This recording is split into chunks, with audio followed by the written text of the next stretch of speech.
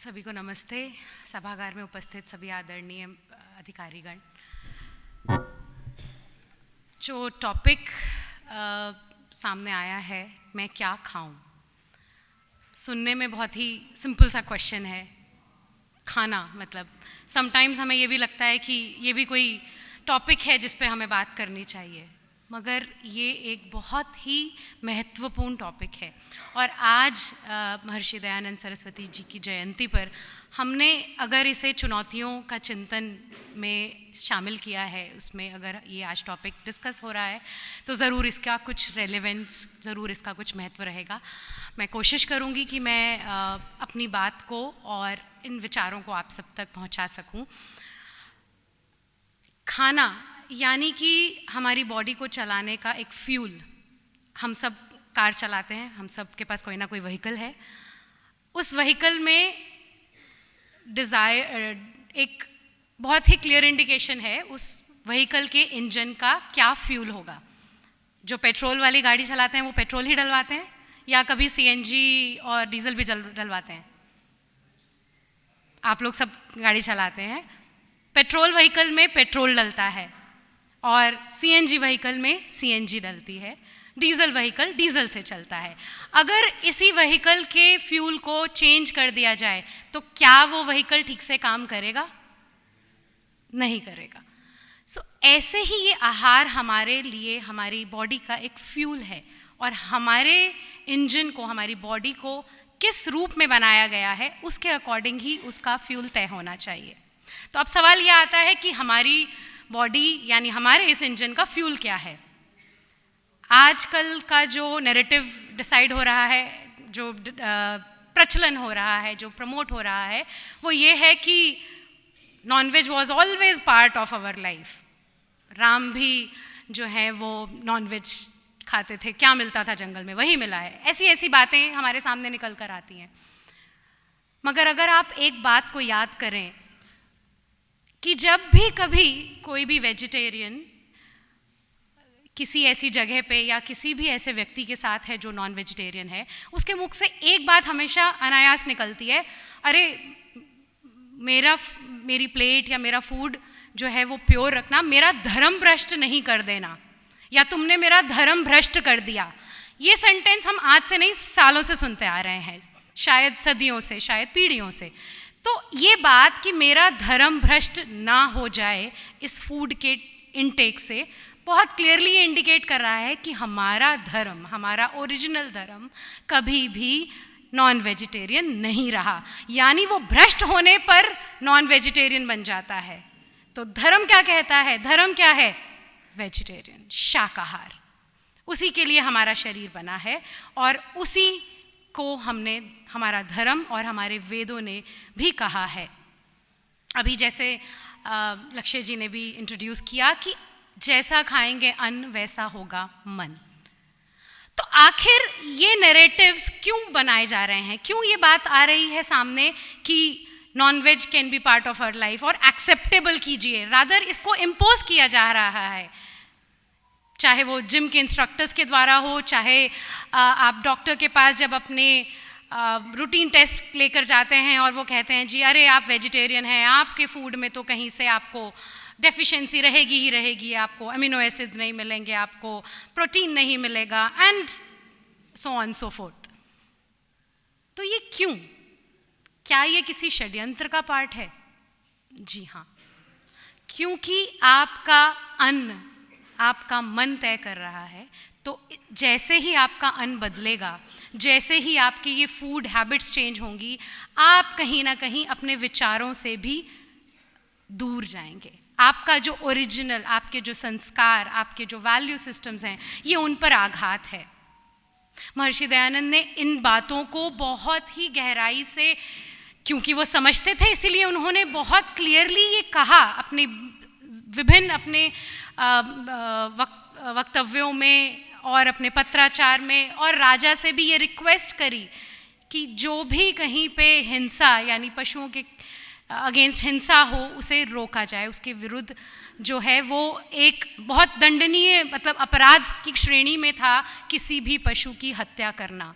उनका कहना था कि पशुओं को जो दूध देने वाले पशु हैं, गाय और उनका पालन हो, और जो अश्व और उस तरीके के जो पशु हैं जिनसे कि हमें फिजिकल लेबर लेना है, उनको उस काम के लिए भी उनकी रक्षा की जाए, ना कि उन्हें मारा जाए। बहुत ही उनकी जो एक पुस्तक है गौ करुणानिधि, उसमें बहुत क्लियरली उन्होंने एक इक्वेशन से भी समझाया है कि किस तरह से जब आप किसी एक गाय का या आप किसी भी इस पशु का पालन करते हैं, उसकी रक्षा करते हैं, तो उसका जो बेनिफिट है या उसका जो इम्पैक्ट है वो कितने गुना ज़्यादा है बजाय जब आप उसको मार कर उसका मांस खा लेते हैं। उससे अगर 10 लोग सेटिस्फाई हैं तो शाकाहार और उसको पालन से और उसके नेक्स्ट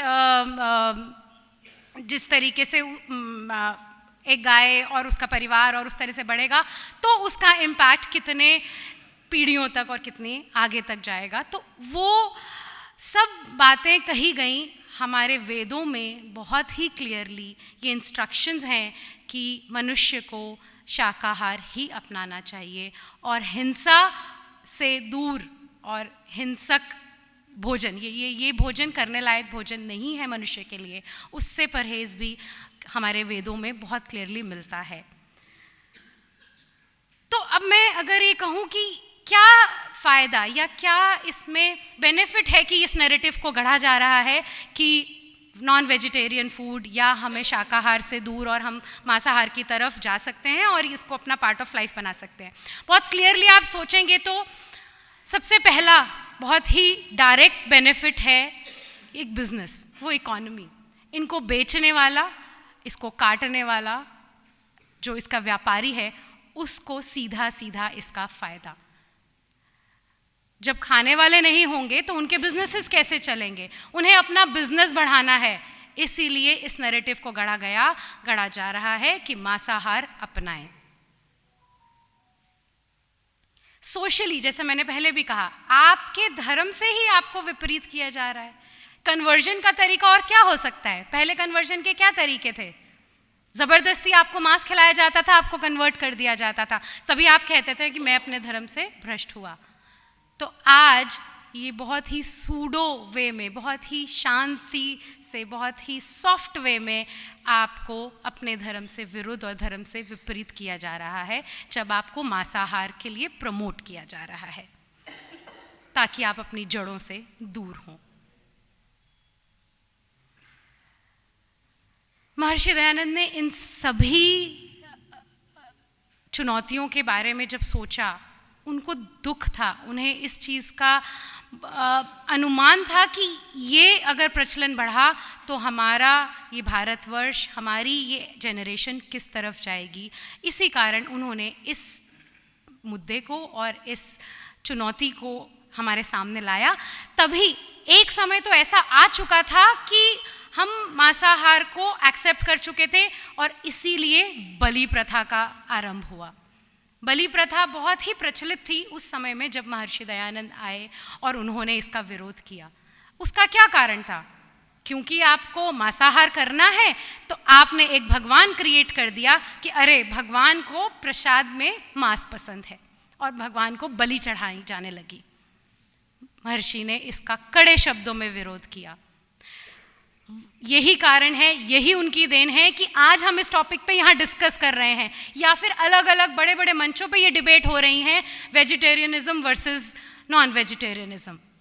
अगर वो ना होते, अगर वो इन शब्दों को, कड़े शब्दों को और इस विषय को हमारे सामने ना लाते, तो शायद आज यहाँ बैठे बहुत से लोग भी इसी नैरेटिव का शिकार हो जाते और मांसाहार को हम अपना चुके होते।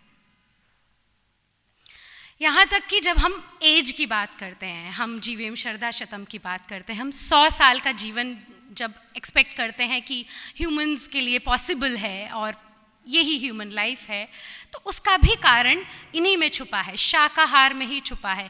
यही आहार जो हमारे शरीर को स्वस्थ और निरोगी रख सकता है और 100 साल के लिए हमें जीने की पूरी शक्ति प्रदान करता है हमारे शरीर को।